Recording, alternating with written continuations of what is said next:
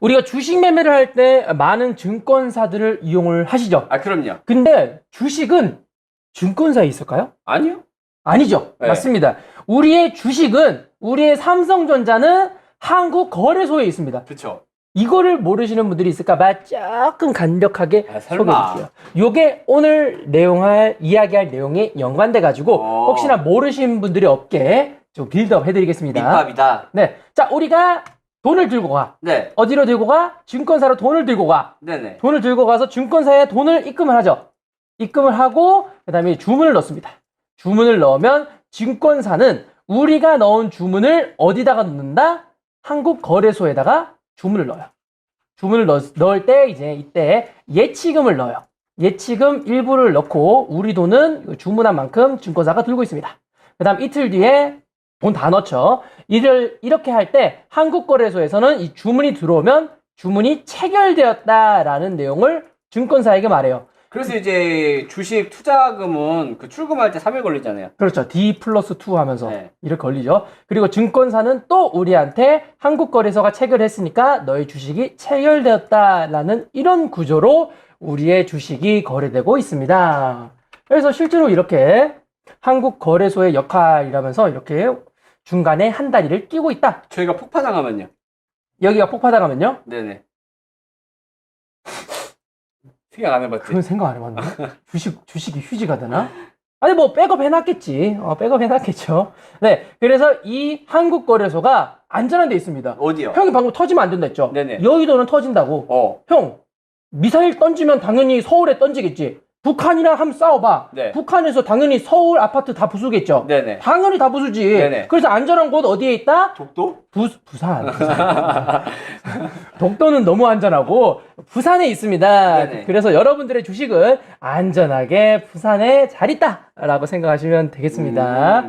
자, 그런데 이게 다음 테러할 곳은 저긴가? 부산인가? 트럭 끌고 가야겠다. 네, 그래서 이제 부산에 한국거래소가 있다 보니까 네네. 이게 조금 사람들이 좀 문제라고 했던 게 있어요. 무슨 문제요?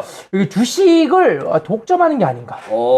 주식시장 사실상 한국거래소가 다 먹고 있죠. 네네. 한국거래소에서 중간에 끼어서 증권사가 있으니까 그렇죠. 한국거래소만 있으면 너무 독점이다. 그치. 이거에 대해서 경쟁을 시켜야 된다. 어떻게 해요? 하면서 최근에 법이 하나 만들어졌죠. 무슨 법? 대체거래소라는 곳이 설립이 되게 됐습니다. 대체거래소는 뭐냐? 그냥 거래만 할 수 있게. 매매 시스템만. 그 대신에 이제 주식 하시는 분들이 이제 피터 나와요. 네네. 대체거래소가 설립이 되면 정규 거래 외 연장 거래 가능. 원래 여의도 사시는 분들이 네네. 9시에 장 시작하면 부장님 말 걸지 마. 나 장 시작했어. 야동 봐야 돼. 약간 그렇거든. 그리고 이제 오후 3시 30분 딱 지나고 나면 이제 장이 끝나기 때문에 네네. 이제 조금 편안해집니다. 그때 룸 가죠. 접대하러. 아니죠. 6시까지 매매하니까.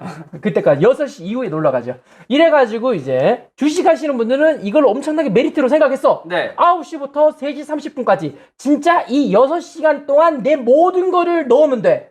그런데 대체거래소 나오면 코인 거래거든요, 거의. 네. 정규 시간 외에도 이제 거래해야 되니까 이제 하루 종일 우리 코인 하는 사람처럼 하루 종일 컴퓨터 보고 있어야 돼. 야, 이교대인가? 이겨야 되지. 왔다 갔다 해야 되지. 그 대신에 좋은 점이 있습니다. 뭔데요?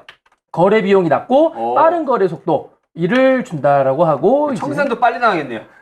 네, 근데 그런 청산 결제나 이런 거는 기능이 없다고 합니다. 웃자고 한 소리야. 네, 이래가지고 대체거래소를 만들어서 한국거래소가 너무 독점이니까 경쟁을 좀 붙여야 되겠다. 그래서 조금 더 괜찮은 대체거래소와 경쟁을 시키겠다라는 법안이 나와서 우리나라에 대체거래소가 나오게 되고 있습니다. 자, 여기까지는 빌드업이고요. 네. 자, 여기서 이제 내용이 나옵니다. 문제가 발생하나요? 대체거래소의 1+1으로 뭐가 되는지 아세요? GS25C? 그렇죠. 편의점처럼. 네. 대체거래소가 지어지는데 아직 완전히 나온 건 아닙니다. 그쵸. 내가 원하면 기능을 추가할 수가 있어요. 네. 왜냐면 물건이 완성되기 전이니까 내가 기능 몇 개 더 넣고 싶으면 넣으면 되죠. 그 기능 중에 하나가 뭐다? 코인입니다. 그래서 우리나라가 대체거래소를 설립을 할 때 거기에 디지털 자산도 같이 매매하게 만들자라고 해서 대체거래소의 기능으로 1+ 들어가서 우리의 부산 디지털 자산거래소가 이렇게 해서 등장하게 되는 겁니다. 그쵸. 이렇게 해서 등장하는 거니까 네. 여러분들이 이제 알아야 될 내용이 하나 나옵니다. 뭔데요? 아까 말씀드렸죠. 한국거래소를 대체해서 만든 거라고. 네네. 한국거래소의 역할은 증권사가 직접 코인을 가지고 있는 게 아니라 한국거래소가 코인을 가지고 증권사는 중간에 중개만 해준 거라고 했죠. 이거에 대한 확장 기능이 대체거래소고 그 대체거래소에 1+1으로 코인 들어간다고 했죠. 네네. 그러면 이 구조가 됩니다. 오. 이 구조. 자, 우리가 돈을 바이낸스나 FTX에 넣어요. 그 다음에 주문을 넣으면 바이낸스에서 원래 거래가 체결돼야 되는데 그게 아니라 여러분들의 주문이 부산 디지털 거래소로 들어가요. 실제로 바이낸스에 그 코인이 있는 게 아니라 부산 디지털 거래소에 코인이 있는 거야. 그 다음에 이 주문이 체결이 되면 나한테 체결이 됐다고 말해주는 겁니다. 그래서 거래소 간에 이런 프리미엄이 이제 곧 없어질 거다. 오.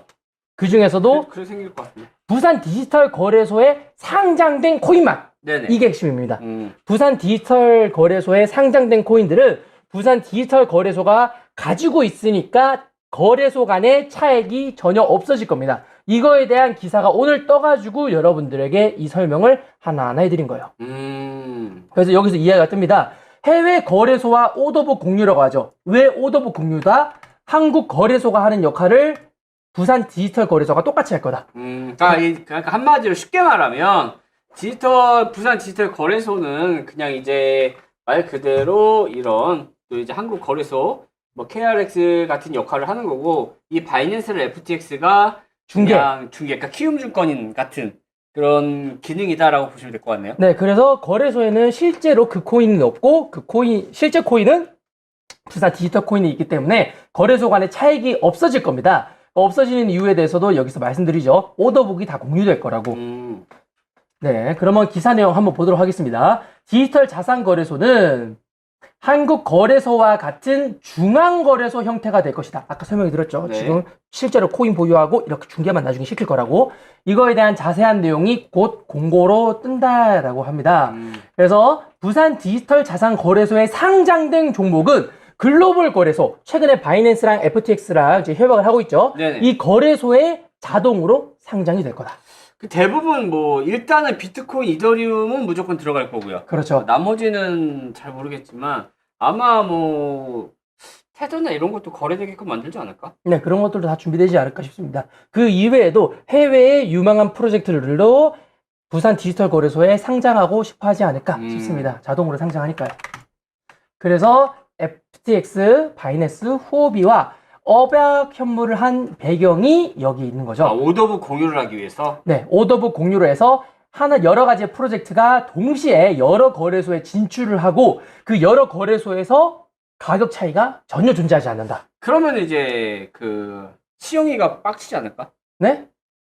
서구형이 삐지지 않을까? 그렇죠. 서구형 삐지죠. 어. 왜냐하면 당연히 해외 거래소가 더 메리트가 있게 되니까. 그쵸. 그거는 어쩔 수 없지. 야, 니들이 관리 못한 건데. 이거는 안전한 코인 같은 경우들만 대부분 상장을 할 거고, 그래서 이제 안전한 투자하시는 기관이나 부자들은 이용을 하겠지만, 개미들은 이용 많이 안 할 것 같아요. 펌핑이 없죠. 네. 우리가 원하는 건 펌핑이잖아. 그쵸. 그래서 개미들은 이용을 거의 안 할 것 같고, 아마 이제 부자들이나 기관들이만 이용을 할 것 같네요. 그 이유는 최근에 2021년도 네네. 11월 가깝죠. 최근에 있었던 이제 고점 팍 찍었을 때 그때 당시 업비트에 무슨 일이 있었는지 아세요? 업비트에 있는 알트코인이 갑자기 40% 올라갑니다. 오. 하지만 해외 거래소랑 시가 차이가 20% 이상 납니다. 맞아요. 이런 경우가 굉장히 많아요. 업비트만 상승하는 코인들이 많았어요. 근데 이거를 먹으려고 다 업비트를 쓴 거예요. 네네. 해외 거래소는 못 따라가. 그러니까 이런 거를 금감원에서 잡아야 되는 거 아니냐? 근데 우리는 이걸 좋아하니까. 그러니까. 그래서 개미들은 아마 여기 업비트나 기존의 거래소들을 많이 이용할 거고, 그래서 내가 이제 부자들이나 이런 사람들은 사실 장기적인 투자를 많이 하기 때문에 안전한 데에다가 투자를 많이 해놓을 것 같아요. 맞아요. 그러니까 구찌가 작은 곳, 업비트 같은 곳은 업비트만 펌핑 가능한데 네네. 전 세계를 펌핑 시키려면 돈이 너무 많이 필요해서 좀 잔잔할 예정이다. 그래서 이제 그런 거 같아요. 부자들이 사용하는 거래소가 따로 생기고 일반 개미들이 사용하는 거래소가 따로 생기고. 네, 그런 느낌으로 가지 않을까라는 생각이 듭니다. 그래서 이런 디지털 자산 거래소가 현실화가 된다면 실제로 이제 국가에서 또 하기 때문에 저는 좋은 것 같아요. 그랬을 경우에 기관 투자자들이 많이 좀 몰릴 거라고 생각이 들거든요. 저는 나쁘지 않다. 괜찮게 등장하지 않았습니다. 시장이 클린해질수록 더 좋아요, 우리한테는. 맞아요. 네.